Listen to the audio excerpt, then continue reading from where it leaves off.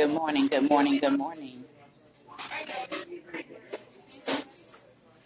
Good morning, good morning, good morning, and welcome to Daring Dialogues. I am your host, Shantae Charles. As you can see, we are in a public space today.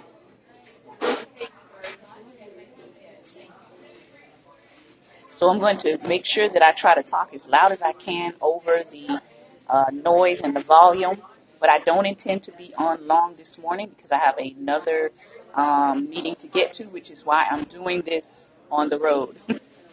But I want to keep my commitment to complete our episodes. So I'm going to be back tonight at 6 p.m. Eastern Standard Time, and I'll be streaming both on Periscope and YouTube.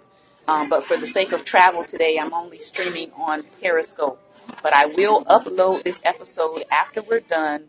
I will upload it to YouTube if I'm able to capture it. All right, so my YouTubers should still be able to see this a little bit later today.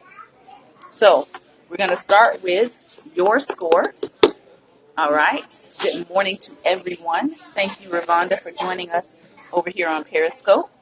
And Wealth Can't Wait. So let me do your score first. And we're going to be talking about fixing a mistake with a creditor. I cannot control the noise that's happening around me in the background, but again, I'm going to try to talk as loud as I possibly can so that you all can hear me. Fixing a mistake with a creditor.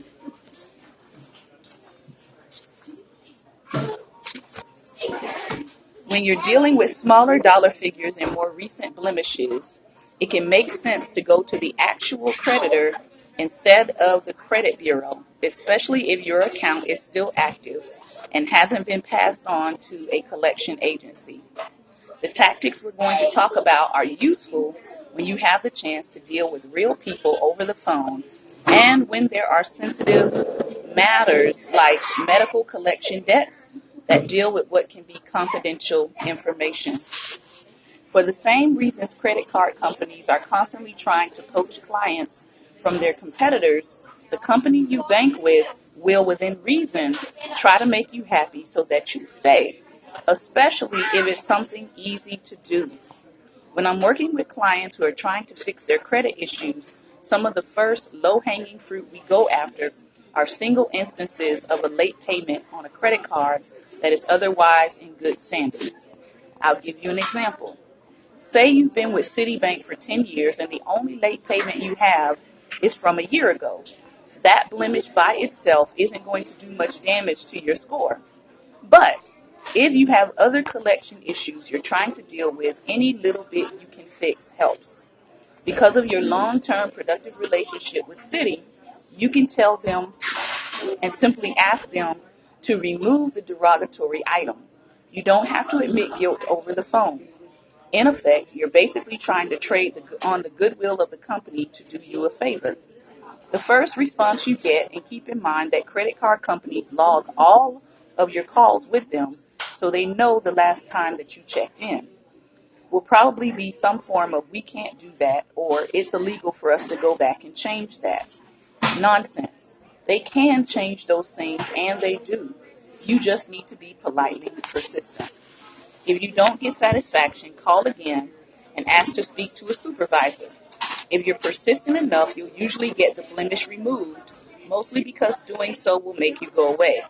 Again, I'm not talking about doing this when you have a terrible payment record.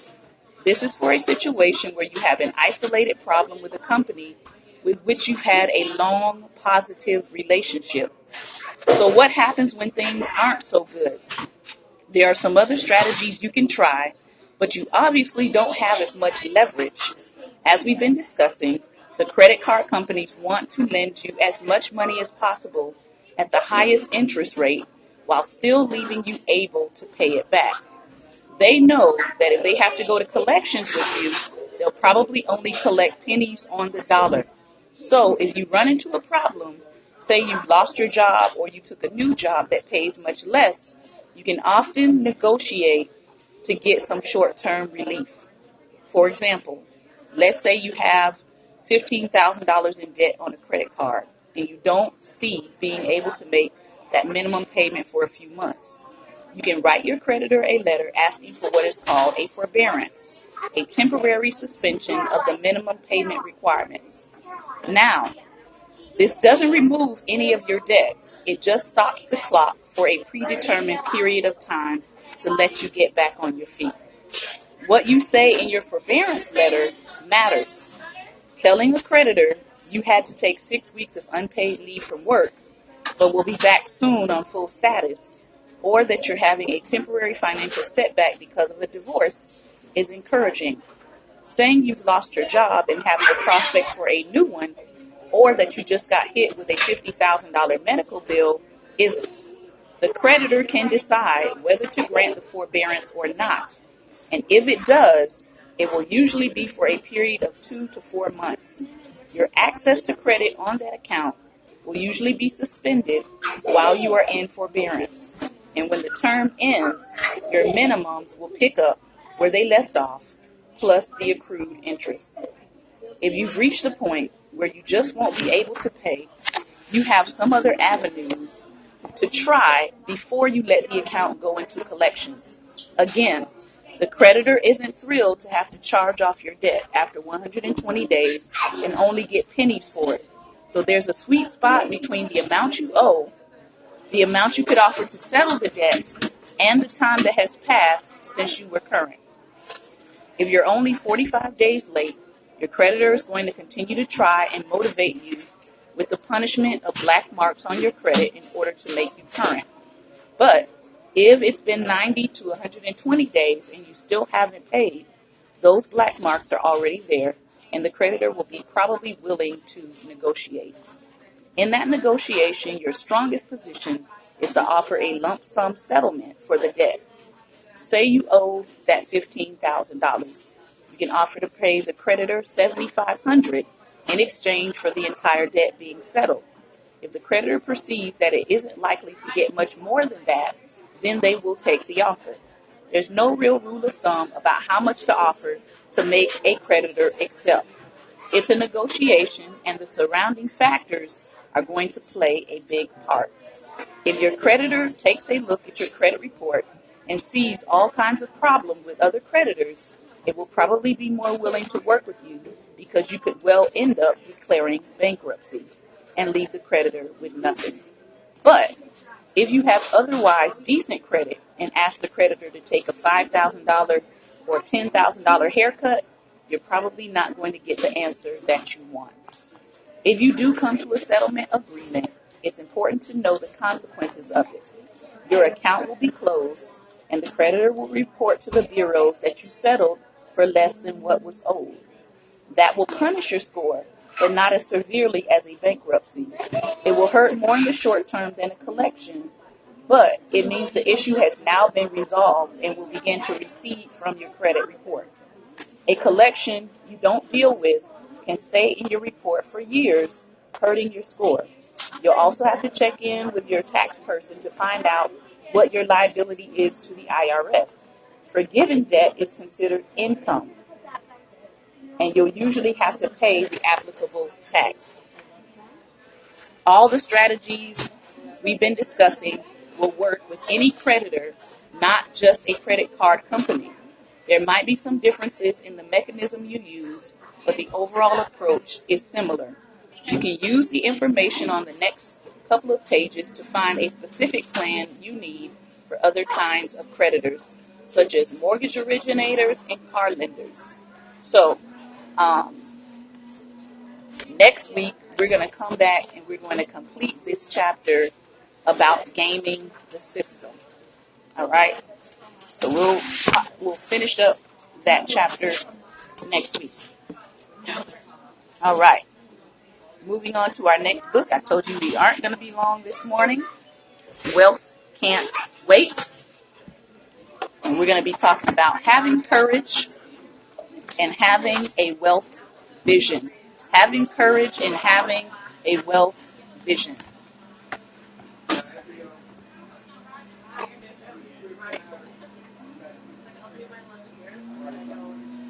All right. Courage is being scared to death, but saddling up anyway. Starting your wealth building journey is not about what you know.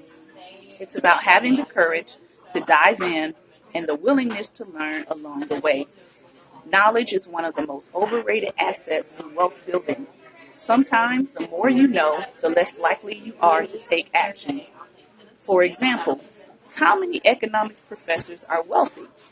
Yet, who knows more about economic forces than an economics expert? We're not saying don't analyze your opportunities, but realize that when you analyze an opportunity, there will almost always be more reasons not to do it than to do it. Our primitive brains are designed to keep us alive by avoiding risk. Unfortunately, this can sometimes inhibit your need to move into action. It is risky, but start anyway.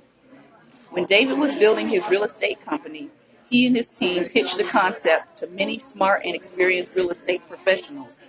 The overwhelming majority declined their offer. One guy in particular was an amazing realtor. He worked very hard and produced almost $1 million a year in commission income. The offices he declined now produce more than $1 million a year in passive income. Today, he is still in the same grind, working very hard, selling real estate. He is older now and not loving the grind as much as he once did. Unfortunately, he passed on one of the best opportunities of his lifetime because it seemed too new and risky. This play it safe approach caused him to miss out on a great opportunity. At the time we bought our first real estate franchises, we had no idea what we were doing.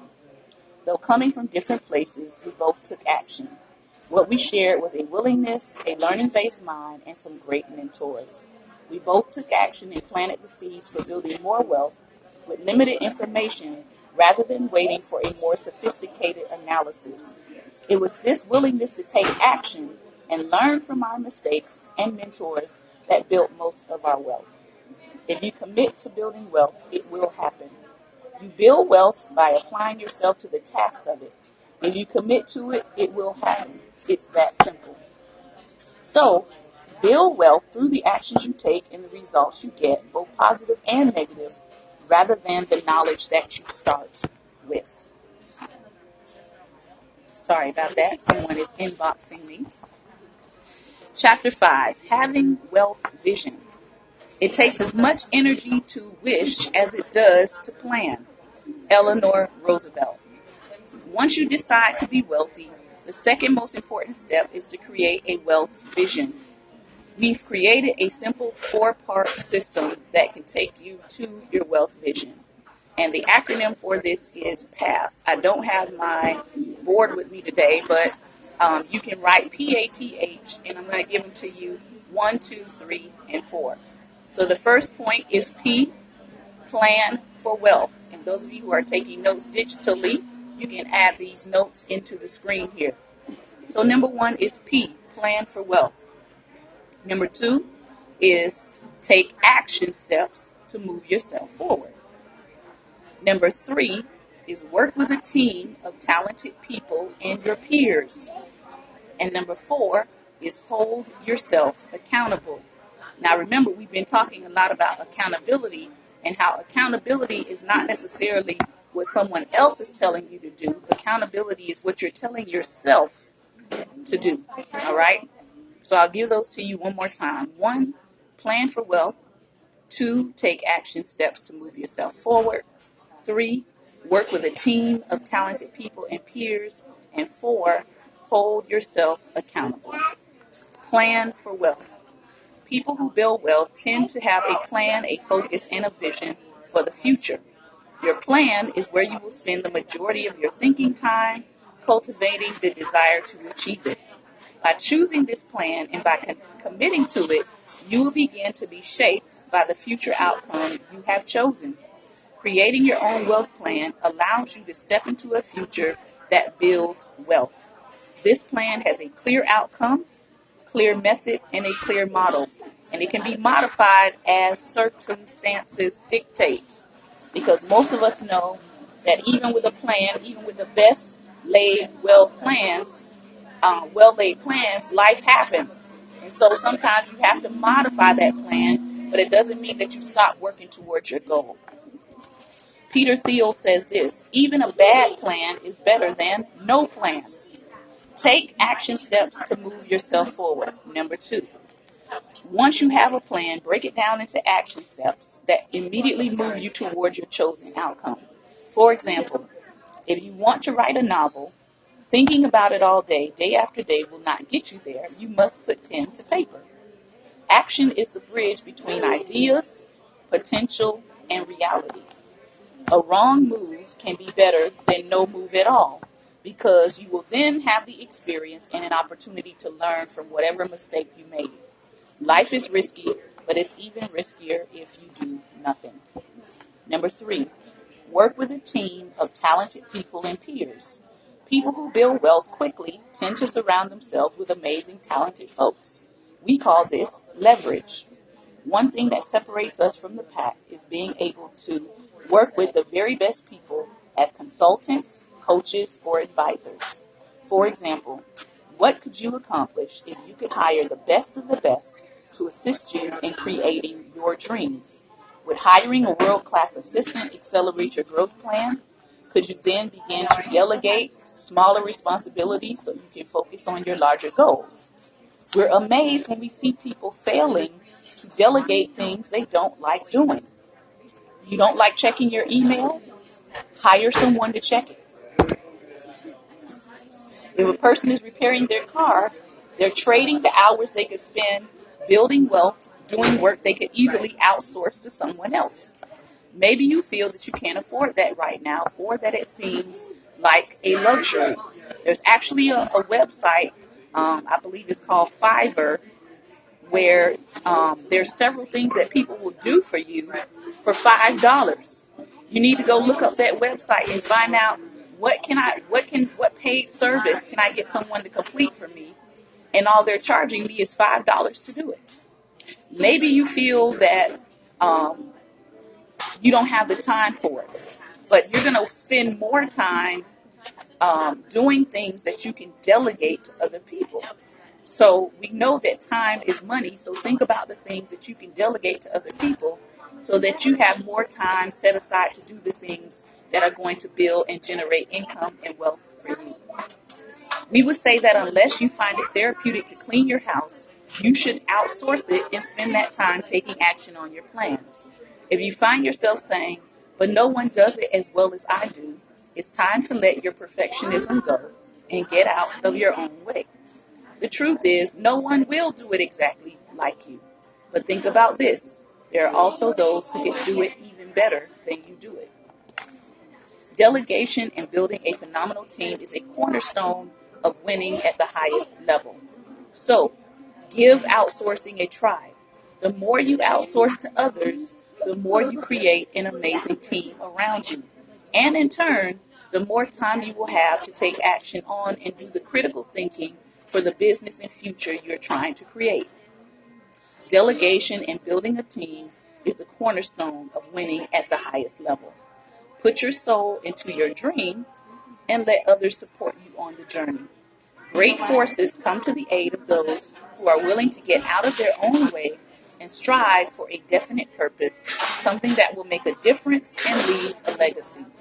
We love hiring great people and seeing them win. We've learned that if you can put someone in a position where they thrive and earn more than ever before while enjoying the process, they will be productive. In turn, our economic world grows with them. What could be a better outcome than that? We view this as a covenant relationship, meaning that if those folks are creating great wealth for us, then we fail if they don't become financially successful as well. Planning to build your fortune while planning to build the fortunes of those on your team takes great vision. And it is also the fastest way to accelerate your own growth. Once you change your vision around this, you can immediately look for and attract talent. We're on the constant lookout for people we might hire or partner with to create something great. This awareness comes naturally once you have a big vision. For example, take the phenomenal barista that you might run into. What could you create together? Think about those in your life who have amazing ideas or talents but lack certain skills that you happen to have. Could you partner with these people to build wealth as a team? There is a flip side to this. Take care to separate yourself from passive thinkers. You want to be sure you are teaming up with people who want to take action and not just plan. Find someone with an inspirational idea and ask what he or she has created in the past.